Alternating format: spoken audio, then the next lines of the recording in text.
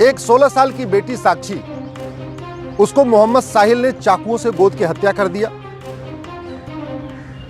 30-35 बार चाकू मारने के बाद भी पेट नहीं भरा तो पत्थर से कुचल के, पहले पत्थरबाजी करते थे, अब तो पत्थर से कुचल रहे हैं, सर को कुचल रहे हैं। और इस हत्या के बाद जैसे हमेशा होता आया, ट्विटर पे ट्रेंडिंग हो गई जस्टिस फॉर साक्षी। बहुत सारे लोगों ने फेसबुक पे फोटो शेयर कर दिया, साक्षी को न्याय दो। कैंडल मार्च हो गया, साक्षी के हत्यारों को फांसी दो। नेताओं के भी बयान आ गए, बहुत सारे अपने आप को जो हिंदू हितैषी कहते हैं वो भी अपने बयान दे रहे हैं। और हमेशा ऐसा होता है, पिछले 75 साल में ही हो रहा है। हत्या होती है, कैंडल मार्च होता है, बयान आता है, निंदा होती है, तू मैं होगा, आरोप प्रत्यारोप होगा, नूरा कुश्ती होगी, लेकिन जो काम करना चाहिए वो काम नहीं होता। मैं ये पूछ रहा हूं, चीन में किसी साक्षी की हत्या क्यों नहीं होती? सिंगापुर में कोई साहिल मोहम्मद आके किसी साक्षी को क्यों नहीं मार देता? कोरिया में किसी मोहम्मद साहिल की इतनी हिम्मत क्यों नहीं पड़ती कि वहां की किसी साक्षी को मार दे? ये भारत में ही मोहम्मद साहिल साक्षी को क्यों मारता है? जानते हैं क्यों?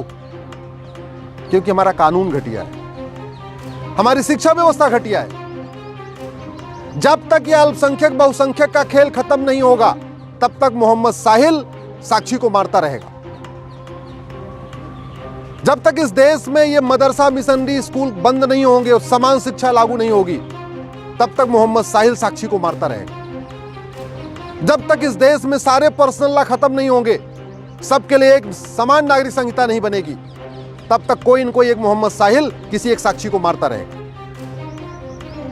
जब तक इस देश में कठोर कानून नहीं होगा, 1 घंटे के अंदर FIR हो, 1 महीने के अंदर जांच पूरी हो और 1 साल के अंदर फांसी पे लटका दिया जाए दरिंदों को, जब तक ये कानून नहीं बनेगा, पुलिस चार्टर, जुडिशियल चार्टर नहीं लागू होगा, तब तक रोज एक मोहम्मद साहिल किसी एक साक्षी को मारता रहेगा।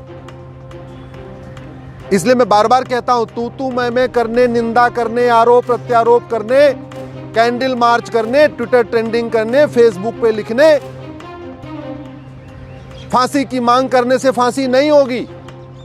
फांसी देने के लिए तो कानून बनाना पड़ेगा, नार्को पॉलीग्राफ ब्रेन मैपिंग कानून बनाना पड़ेगा। अब उससे पुलिस पूछताछ कर रही, चलती रहेगी पूछताछ, गवाहों के बयान होते रहेंगे, इधर जिरा होगी, उधर जिरा होगी, यही चलेगा,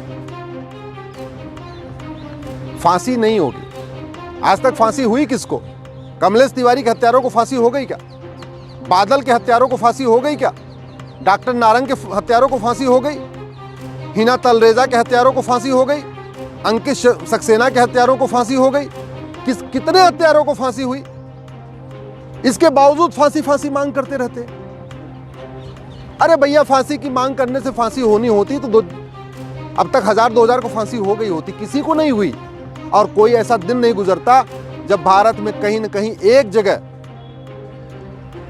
किसी न किसी साक्षी को या तो लफ्ज़हात में नहीं फंसा लिया जाता, और नहीं अगर फंसती है तो मार नहीं दिया जाता।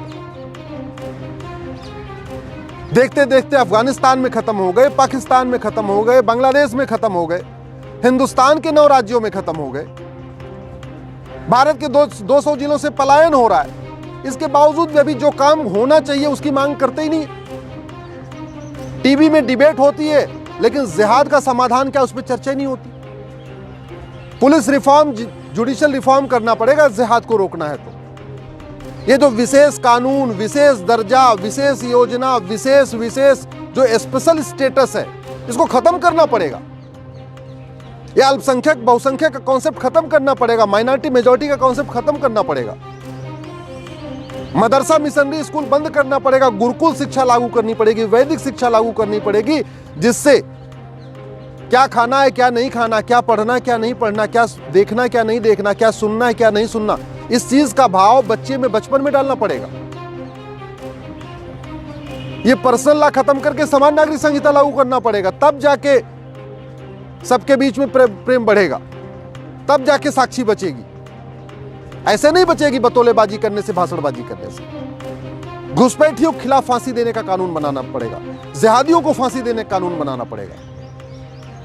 और न्यायिक व्यवस्था ठीक हो, न्यायिक व्यवस्था 1 साल के अंदर सजा होना शुरू हो जाए, इसके लिए जुडिशियल चार्टर लागू करना पड़ेगा। मेरा आप लोगों से हाथ जोड़ के निवेदन है, इस वीडियो को घर घर पहुंचाइए, अधिक से अधिक शेयर करिए।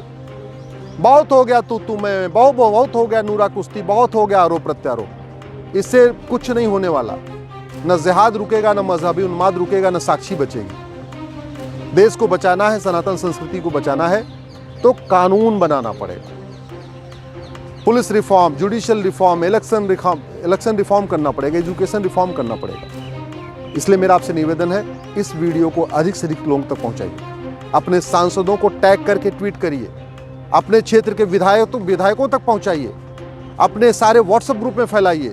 लोगों को पता चलना चाहिए कि समाधान कानून बदलना ही है।